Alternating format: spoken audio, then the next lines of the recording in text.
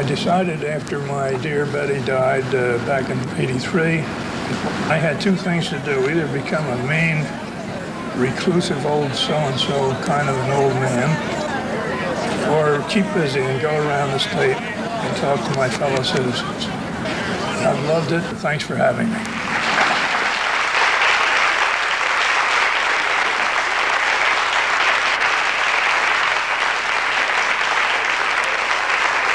I love people, and that love affair began not when I was a judge, because you don't see much of the people that way, but when I campaigned. You get a thrill that you can't get any other way, by appointment to some big job or by running in a single county, but the statewide campaign does it. And as we follow you, we can see that people are thrilled to see you. After all, you're the only person who's ever been both governor and chief justice, the two most important jobs in the state, and yet I have seen you quoted several times as saying if you had it all to do over, you might not have done any of that. I might not have gotten into politics because politics has become very dangerous now. A politician tips his hat to somebody across the street or waves, might not have the faintest idea who the person is, and if it turns out to be a bookmaker or some kind of a gambler or something, he's in trouble. And it wasn't that way in my time. So in our zeal to catch the crooked politician, have we gone too far? I think so. I think people are ruined by innuendo. There was once an innuendo toward the end of my term as governor that I had almost been indicted by a grand jury, which was totally false. Was it damaging? It never hurt me. Nobody ever asked me a question. You were elected governor first back in '61. Right. Not only were you not the favorite, but you weren't supposed to win. I had 9% of acquaintance with the people in New Jersey, according to my polls when I began. But I outworked my opponent. I got around, and he was a nice man, but not a backslapper, not a politician. And he would read from a prepared address to people and just didn't turn them on. He'd been a Secretary of Labor? In the Eisenhower cabinet, administration. Yeah. And he was a nice, very fine, tall, handsome man, much better looking on the billboards than I was. But he was heavy, and he didn't like to move. He couldn't move around like I did. And I moved. I learned a lot in that kind of campaign, and I think I got a lot of votes that way. Some people thought that you were a sacrificial lamb for the party. Did you think you could win? No, never did. It was a no-issue campaign.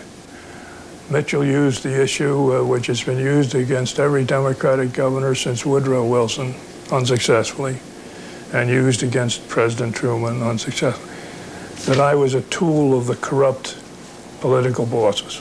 That was his issue against me. In return, I alleged that he had been away from New Jersey so long, and he was so unknowing about affairs in the state that he would have difficulty finding his way to the State House if he were elected. And that was my only campaign against him. So you see, it was a no-issue campaign. What about the charge of bossism? It is something that you did have to confront throughout your career. You always were apparently able to be friends both with the reformers and with the bosses. I think they both trusted me, and I trusted them. I mean, the bosses, I myself would prefer to go back to the days of the bosses, strong county chairman, which was ruined in 1964, I guess, by the one-man, one-vote United States Supreme Court decision. Party discipline disappeared. Now, I'll give you an example.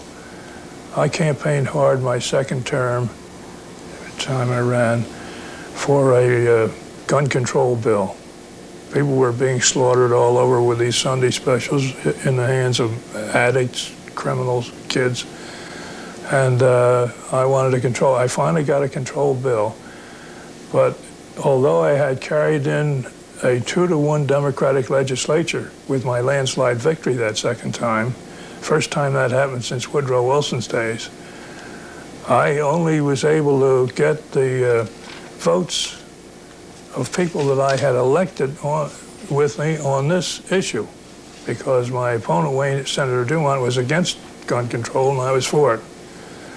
And I had to appeal to the political bosses to discipline these senators and assemblymen and remind them that we had campaigned on that issue, had been elected by the people on that issue, and we wanted to have a Democratic Party which had some honor.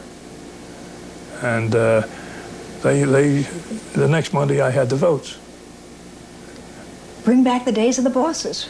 That's what I think. I think there was much more party responsibility then. And now that the corruption here and there has been weeded out by successful prosecutions, I would like to see that old political structure of responsibility resumed. Can you have the strong, iron-fisted county boss without having the corruption? Haven't the two always gone hand in hand? Well, they have, but I don't think there was sufficient, the eye of the media, for instance, was not on them like it is now.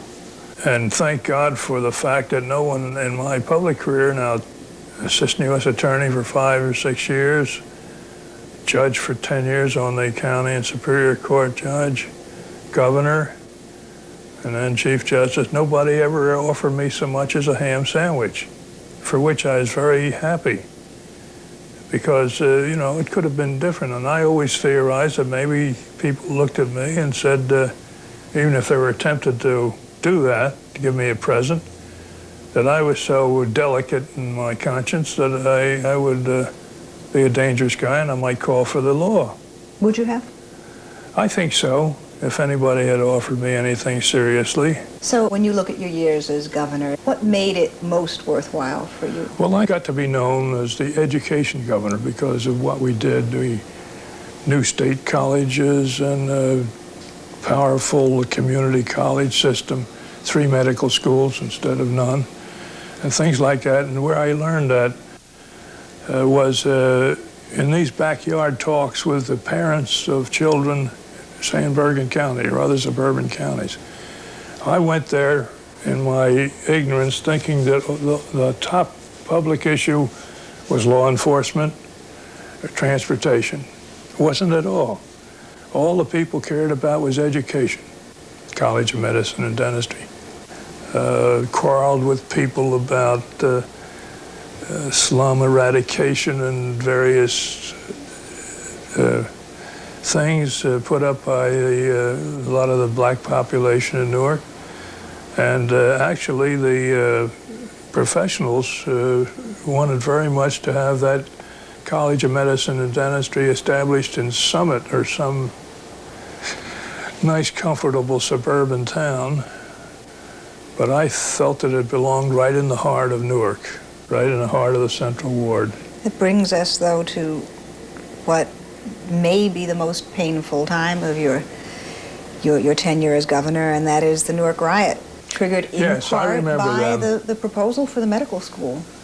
I remember that. Martin Luther King called me from Tampa during that riot, and he offered to come up here with 50 of his young men with badges on their arms, peacekeepers, and I forbid him to come because I thought he would have been assassinated here if he came to Newark. There was a very ugly feeling in Newark on the part of the whites as well as the blacks.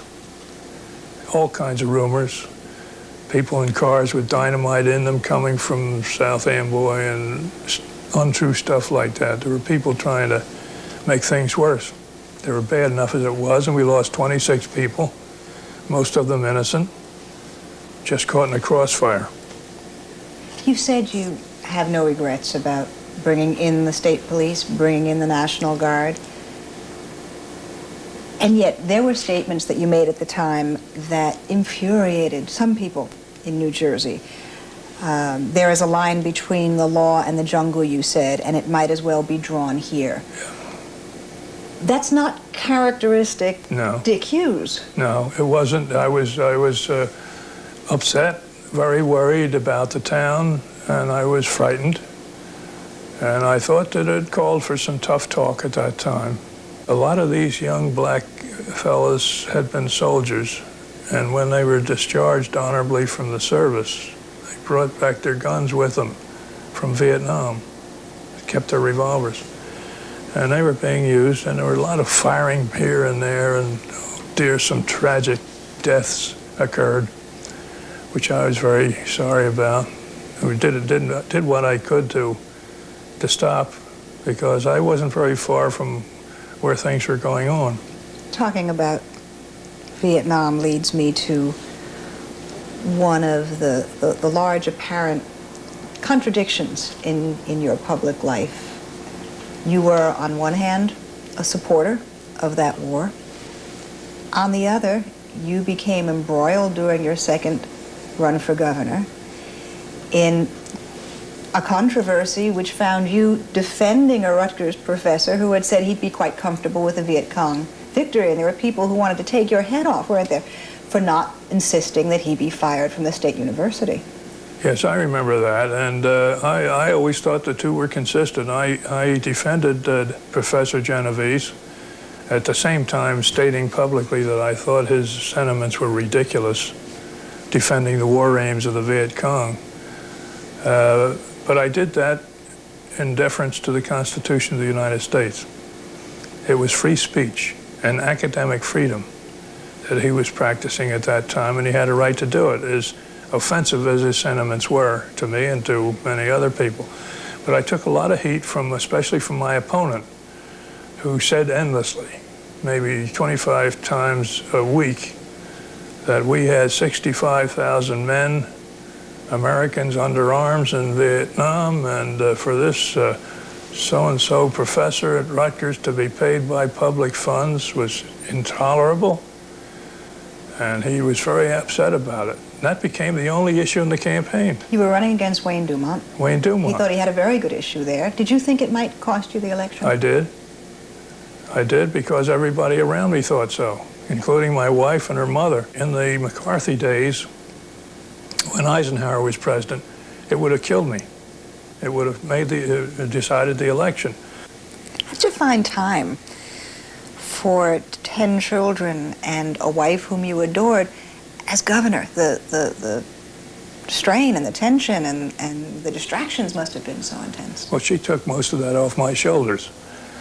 All during the time I was governor, I was a ham running around the state here and there. One time I didn't have dinner at home once in 2 weeks. And all the time she was taking care of the children and guiding them and running the affair, for which she told me afterwards it was a very hard 8 years for her. She wouldn't want to do it again. And then when she became ill in Florida, years later, I confessed to her my regret that I had done this, gotten occupied with public life and the judgeship and so forth, and let the whole burden rest on her. She said, "Forget it. The way you've taken care of me these last 2 years, we're even. I forgive you for everything."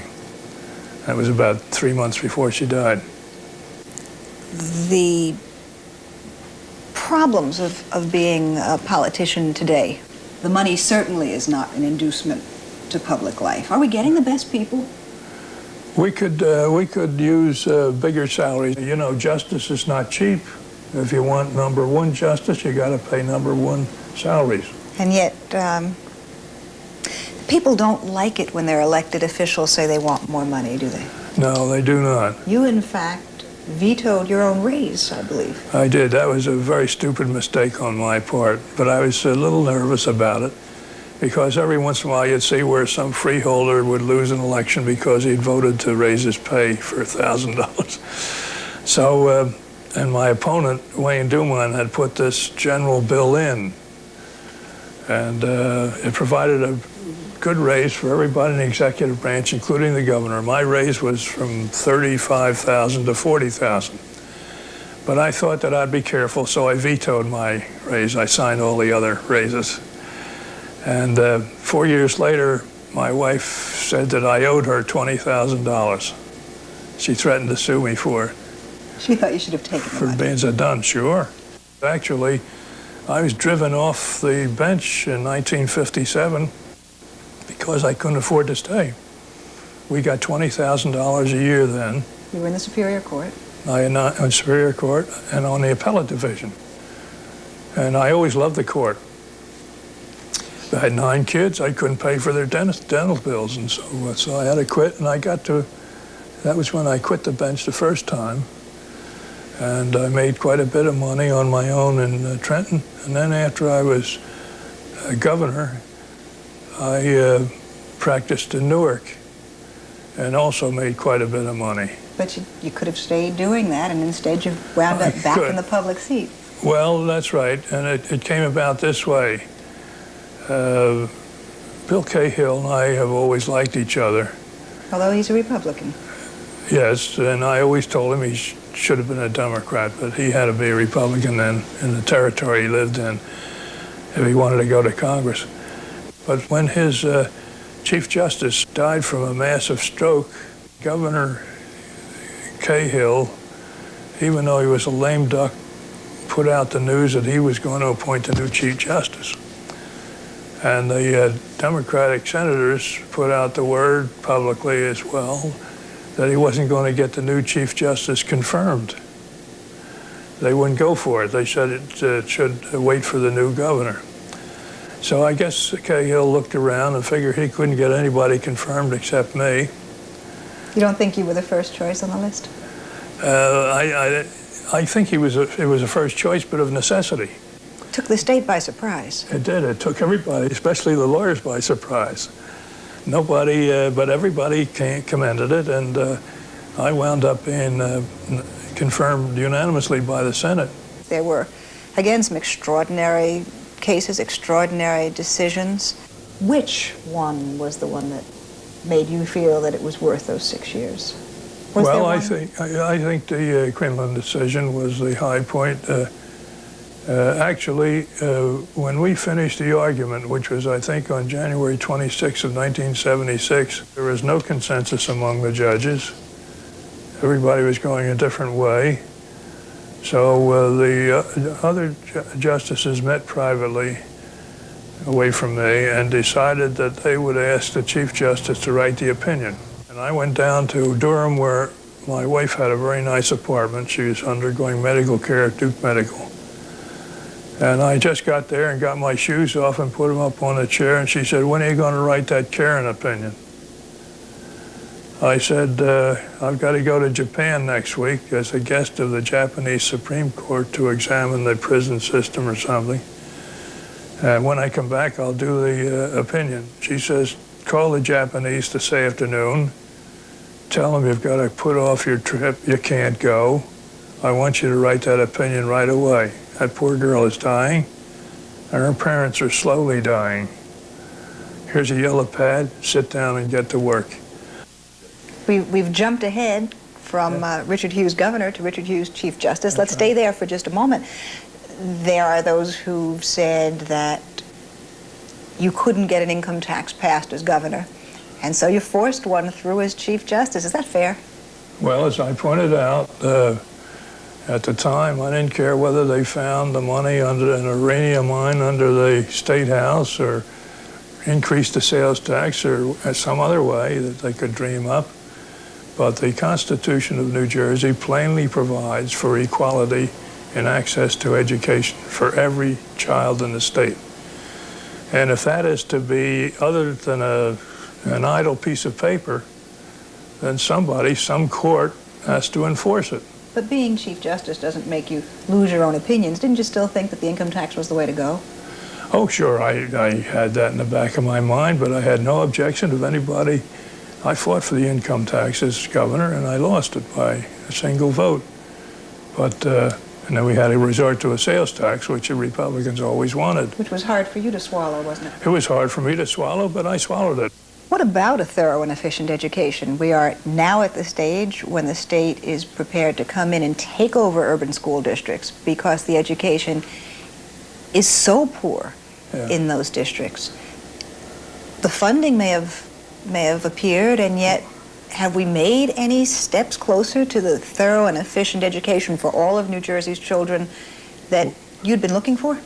Well, at least there is not a financial barrier to that access to that kind of education. And whatever else is wrong, and there is, as you point out, a lot else wrong, severe overvision by the state and its enforcement authorities is the answer. You were said to have been Lyndon Johnson's favorite governor. I think I was, probably. He took good care of New Jersey because of you during those years, didn't he? He did. Yes, he helped us a lot. And I like to think that I helped him. I used to stand up for him hot and cold on Vietnam. Even when all the other Democratic governors who were elected on his coattails in 1964 were denouncing him. Your support of the war was part, I guess, of what won LBJ's devotion to you. That relationship led you almost, I think, onto a presidential ticket as vice president. Yeah, I was on the list. LBJ wanted me to be vice president. To run with Hubert Humphrey. To run with Hubert Humphrey. Now, the Southern governors, most of them, led by John Connally, had gone to him after he was nominated and said, "You're thinking about Dick Hughes for vice president, forget it. You'll lose every Southern state," which he did. He did lose every Southern state anyhow. Too liberal for them. Yeah, that's right. And they were mad because of my discipline in the Credentials Committee. I had kicked him around a little bit. At the convention in Chicago. Yeah. So, and I was delighted with that, although all the guys, Joe Katz, all these guys around me were hoping that I would be the candidate. I didn't want any part of it. Didn't you feel some excitement at the idea, maybe I could be vice president? Vice president a heartbeat away from the most powerful position in the country? I was not inspired with that at all. I would have loved the campaign just so I could be sure to lose by a little. Do you think it would have made a difference if Dick Hughes had been on the ticket? We would have won New Jersey for sure, and we may have won Illinois, but it would have been a headache for me, which I didn't want and I wasn't fit for. I told Humphrey that 2 months before the convention. I said, look, I'm not only not a veteran, of course he was not a veteran either, that costs a little something. I don't know where Uganda is or what the population of Ethiopia is. A president or a vice president has to know those things. You know, there's a story about you that I've heard. Don't know if it's true, but let me ask you now. And that is that while you were governor, 2 phone calls came in at the same time, and one was from then President Lyndon Johnson, and the other was from then Hudson County boss John Kenney. Right. And you said, let's do things according to what? Let's do first things first, I said. Let me talk to Kenney. You took the Kenney call and let the president hold. Yeah. That's true? Yes, and I apologized to LBJ for it. He said, forget it, I'd do the same thing myself. Why was that? Were they just such a reality that you had to deal with them and deal with them on their terms? Oh, sure. Their terms were not, they never overreached me, I must say that. Now, years and years ago, the power of the bosses in say in New York and in New Jersey with Frank Hague was because they paid attention to the people in their districts. If they needed a turkey at Christmas, they saw they got it. If they needed coal, if they needed an arrangement of someone to get their gas and electric turned on by the public service, the county committeemen would be on their front step offering to do these things for them. And Mayor Hague went beyond that. Every poor person in Jersey City who was going to have a baby was entitled to the care of the best physicians in the Margaret Hague Hospital, free of charge, no cost, either for the medical care or for the hospitalization. And when the mother went home with the little baby, Mayor Hague had an arrangement made for the kid to have his picture taken and his little feet showing at the bottom. And it would contain the signature of Mayor Frank Hague. Congratulations to Giovanni or whoever it was. Well, you can certainly understand how Frank Hague was served out of that. Were the people really served, though, or was that all smokescreen? I think they were. I think that generally speaking, there were no gangsters in Jersey City in those days. And Haig once showed me a picture of such a child who had been born to this mother at Margaret Haig Hospital. And he says, Dick, do you think they're ever going to take that family away from me? That was his motive. And it worked. And yet it's just that kind of confusion between public office, public acts, private money contributions, public jobs, patronage, that made the bosses what they were, the bosses whom you've said you'd like to see back. Well, yes, that's true. But finally, the party discipline that I was able to lean on by holding the platform here, which was an excellent platform, and comparing it with the legislation that we were trying to get and that people were in the legislature, even Democrats, were opposed to. I said, we got to keep our word with the people. This is what we promised. So I got it, and I got most of the improvements and reforms that I wanted.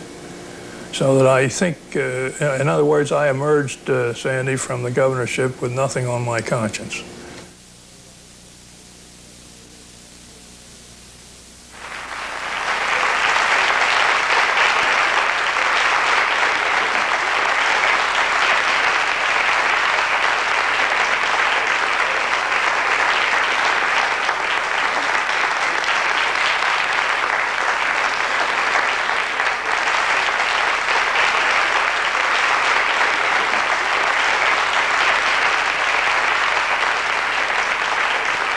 My dear wife one time falsely alleged that if I heard that the 2 public service employees were going to install a new manhole cover in Teaneck, New Jersey, I'd want to be there to say a few words. And you still do? Yeah. I like to go around. I like people.